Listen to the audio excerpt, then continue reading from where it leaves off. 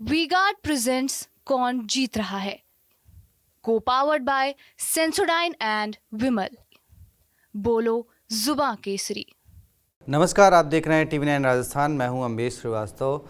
प्रदेश के पूर्व मुख्यमंत्री अशोक गहलोत ने आज अपने एक्स प्रोफाइल पर एक पोस्ट लिखा और उस पोस्ट के बाद अब राजस्थान के साथ साथ जो देश की सियासत है उसमें भी एक सरगर्मी उन्होंने पैदा कर दी है। देखिए, इंडिया गठबंधन या कहें कांग्रेस के बड़े बड़े नेता अक्सर ये कह रहे हैं कि भाई बीजेपी हार रही है और पूर्व मुख्यमंत्री अशोक गहलोत ने उस हार का जो वजह बताई है वो बड़ी दिलचस्प बताई है। उनका कहना है कि जो कांग्रेस के नेता बीजेपी में गए हैं उनकी वजह से बीजेपी जो है वो हारेगी 2024 का चुनाव। अब देखिए, राजस्थान से भी कई बड़े नेता थे जिन्होंने लोकसभा चुनाव या फिर विधानसभा चुनाव से पहले कांग्रेस ज्वाइन करी। कई बड़े बड़े नाम थे, बीजेपी ने उनको इस बार लोकसभा चुनाव में टिकट भी दिया। कई नेताओं को टिकट नहीं दिया, लेकिन कुछ समीकरण ऐसे हैं उस सीट के कि वहाँ पे बीजेपी जो है वो पिछड़ती हुई दिख रही है। तो अब क्या कुछ ये जिस तरह के अशोक गहलोत की जादूगरी के से भी जोड़कर इसको देखा जा रहा है, क्या कुछ है और कौन कौन वो नेता हैं और क्या ये अशोक गहलोत की कोई जादूगरी है जो उन्होंने लोकसभा चुनाव से पहले, चलिए समझेंगे हमारे executive producer Pushkar Chauhan sir से।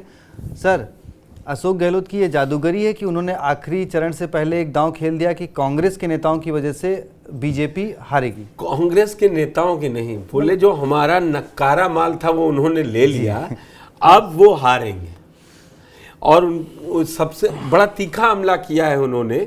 आज असल में 6 चरणों के छठे चरण के वोटिंग हो रही थी और तो इस वक्त उनका ये बयान दरअसल उत्साह पैदा करने के लिए होता है कि हमारे जितने भी कार्यकर्ता हैं, समर्थक हैं कांग्रेस के, वो उन्होंने उनके लिए लिखा है और उन पर कटाक्ष किया है जो छोड़ कर गए। आप देखिए, टॉप टू बॉटम हर जगह से चले गए जी। आपके यहाँ से भी एक नेता गए हैं, गौरव वल्लभ।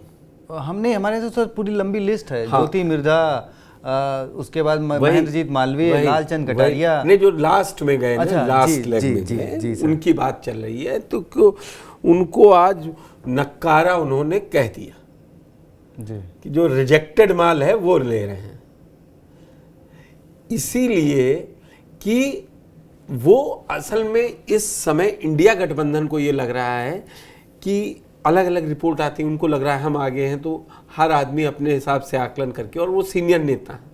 अब एक खबर ये भी चल रही है कि अमेठी में प्रियंका, अशोक गहलोत और भूपेश बघेल रायबरेली में, इन तीनों नेताओं को 6 तारीख से लेके 18 तारीख तक बीजेपी ने अपने चाल में फंसा लिया।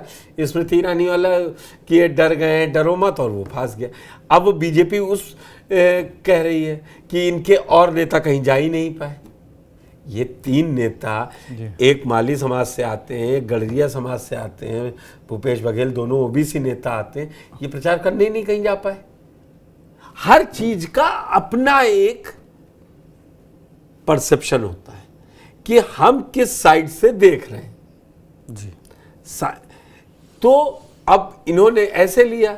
एक कहानी ये भी चल रही है सोशल मीडिया पे कि ओबीसी जो वोटर एकजुट और हो सकता था अगर हम अशोक गहलोत की ज़्यादा रैलियां लगवा लेते, हम भूपेश बघेल की रैलियां लगवा लेते। उसको अभी सचिन पायलट की राजनीति समझ जोड़िएगा, मैं इसको बड़े स्तर पे बता रहा हूँ। तो कुल मिला के राजनीति ये है कि आदमी अपने लोगों का, बीजेपी वाला ये परसेप्शन क्यों चल रहा है, क्योंकि लगातार कहा जा रहा है कि अमेठी बड़े नेता रैली करने नहीं गए, नरेंद्र मोदी रैली करने नहीं गए, तो काट निकालनी थी। तो ये चुनाव चल रहा है।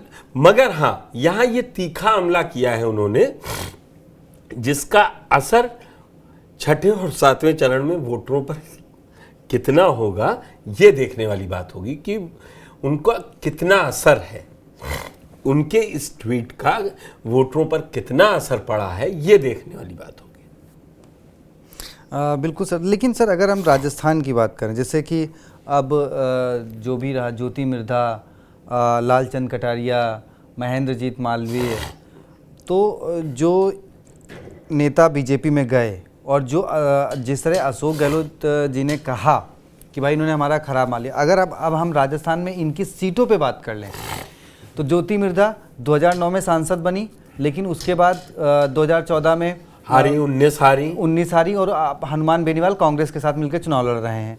महेंद्रजीत मालवीय की सीट पर कांग्रेस ने खेल कर दिया कि राजकुमार राउत को समर्थन कर दिया, वो सीट भी फंसी है, सर्वेज में भी आ रही है और लगभग सब कोई वो मान रहा है कि वो सीट जो बीजेपी के लिए मुश्किल वाली है। जयपुर ग्रामीण में लालचंद कटारिया जब बीजेपी में शामिल हुए तो माना जा रहा था कि शायद बीजेपी उनको जयपुर ग्रामीण से मैदान में उतारेगी, क्योंकि वो भी 2009 में जयपुर ग्रामीण से ही सांसद थे। 14 में उनको भी राज्यवर्धन सिंह राठौड़ ने हराया था। इस बार वो बीजेपी में शामिल हुए, लेकिन उनको बीजेपी ने टिकट नहीं दिया, टिकट किसी नए को दिया। तो अब वो शामिल होने के बाद भी उन्होंने, कहा जा रहा उस तरीके से बीजेपी का समर्थन वहां पे नहीं किया और उनके समर्थक वहां पे नाराज हैं, जो कि अनिल चोपड़ा के पक्ष में गए। तो ये तीनों सीटें, तो ये भी एक दिख रहा है। आपके बेसिक उस पे लाए दे रहा हूं। 4 जून के बाद राजस्थान में बड़े सियासी धमाके होंगे, इस बात की आप लिखित गारंटी ले लें। चलिए, अच्छा सर, वो धमाके, लेकिन धमाका तो एक और हो गया ना, जो भजनलाल सरकार ने कर दिया है। हाँ, अविनाश गहलोत ने जो अपनी बड़ी बयान दिया है कि हाई पावर्ड कमेटी, अब जब जैसे चुनाव आचार संहिता हटेगी तो उसके बाद हाई पावर, अब आप देखिए 11 से 23 तक था, शायद 2011 में उनको लाया गया था, बीच में वसुंधरा सरकार भी आ चुकी जी। अब भजनलाल सरकार, ये राजनीति है, क्योंकि इस समय आरक्षण को लेकर ये भी सोचा समझा बयान आज दिया गया है, क्योंकि चुनाव जहां पर है, कम से कम उत्तर प्रदेश में, जहां पर पिछड़ा, दलित, इन वोटरों को जाता है, ये सब उनको लुभाने के लिए।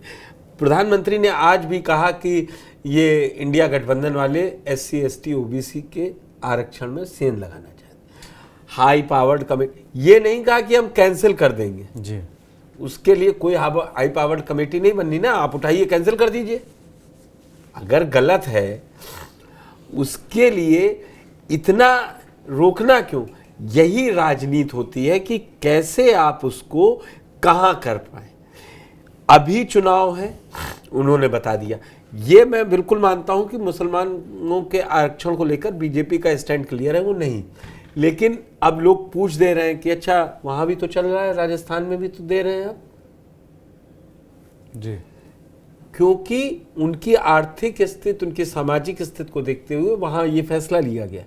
मैं उस पर टिप्पणी नहीं कर रहा हूं कि किसको रखा जाए किसको नहीं रखा जाए, लेकिन यहां पर सियासत जब पूरा आप जान रहे हैं, लगातार बीजेपी पर ये आरोप इंडिया गठबंधन वाले लगा रहे हैं कि ये संविधान खत्म कर देंगे, ये आरक्षण खा जाएंगे, तो अब वो काट बीजेपी क्या लाए कि अभी भी यही चल रहा है। वो हर बार कह रहे हैं कि नहीं बदला जाएगा, नहीं बदला जाएगा, भ्रम फैला रहे हैं, लेकिन अब उन्होंने कहा कि इसको भी रिंग में फेंक दो कि एम्पावर्ड कमेटी बनेगी, और जो मिल रहा था, आप सोचिए कितना लामबंद होगा उससे ये मैसेज जाएगा ना कि कांग्रेस तुष्टीकरण के लिए लाई थी।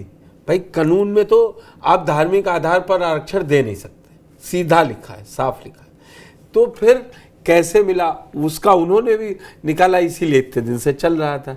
अब सरकार वहां रद्द करने की तैयारी में, अभी तो समीक्षा अब कहना उनका कहना यही है ना, अविनाश गहलोत का तो यही कहना है।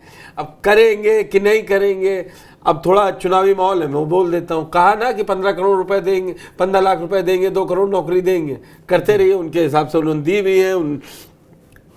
फिर बाद में कह दिया, जुमला निकल गया जी। ये सियासत वालों का रहता है। जैसे कांग्रेस हमेशा मतलब जातिगत जनसंख्या का विरोध करती रही, आज ये राहुल गांधी कहते नहीं जनसंख्या जाति, एक्सरे है, एक्सरे बाहर आएगा कि क्या है। तो ये समय समय पर सियासतदान सियासत करते हैं। हाँ, मसालेदार नहीं कहेंगे, एक खबर है जो ये अभी आग पकड़ेगी, कम से कम आप देख लीजिएगा। जैसे एम्पावर्ड कमेटी बनती है या पूछा जाएगा, अमीन खान आएंगे, फिर और नेता आएंगे कांग्रेस के अलग अलग, वो बयान देंगे। अब इस पे सियासत चलेगी। अभी हाई पावर्ड कमेटी का गठन नहीं हुआ है, हाँ ऐलान कर दिया गया, हो सकता बना भी दे, फिर वो कहेंगे कि हम आरक्षण नहीं दे रहे हैं, हम इनके सुधार के लिए इनको ये सुविधाएं देंगे। जी। वैसे इस पे जो मतलब मुस्लिम समाज के 12 समुदाय हैं जिनको राजस्थान में आर्थिक 80 उसमें शामिल किया गया, जिनको ये आरक्षण का वो मिल रहा है। तो अब देखिए 12 में से सारी अशोक गहलोत के शासनकाल में 97 के बाद से मिलना शुरू हुआ है, 98 से, और उसके बाद तक। अरे तो 2 बार वसुंधरा जी रह गई ना जी, तो समीक्षा क्यों नहीं हुई? क्या युद्ध में और प्यार में, जंग में सब जायज़ है, तो राजनीति में भी सब जायज़ है। और बाकी अशोक गहलोत जी का ट्वीट के बाद अब नज़रें उन सीटों पर ज़्यादा हैं जो कि कांग्रेस से बीजेपी में गए हैं। अब इसको जादूगरी में इसलिए कह रहा था, मतलब राजनीतिक गलियारों में चर्चा है कि कहीं ऐसा तो नहीं कि जिस तरीके से उन्होंने अशोक गहलोत जी ने राज्यसभा चुनाव के मतदान के दौरान ये हो रहा था कि कांग्रेस के कुछ नेता जो है वो क्रॉस वोटिंग कर देंगे, बीजेपी करवा ली, पता लगा शोभा रानी कुशवाहा ने जो है वो क्रॉस वोटिंग कर दी। तो कहीं ऐसा तो नहीं कि बीजेपी की सीटें कम करने के लिए लालचंद कटारिया, ज्योति मिर्धा और महेंद्रजीत मालवीय को उस खेमे में भेजा गया। खैर ये जादूगर हैं, कुछ भी कर सकते हैं। बाकी नतीजे 4 जून को पता लगेंगे। बाकी चैनल को आप सब्सक्राइब कर लीजिए। जो नए हमारे दर्शक हैं, बहुत बहुत शुक्रिया। वी-गार्ड प्रेजेंट्स कौन जीत रहा है, को पावर्ड बाय सेंसोडाइन एंड विमल। बोलो जुबां केसरी।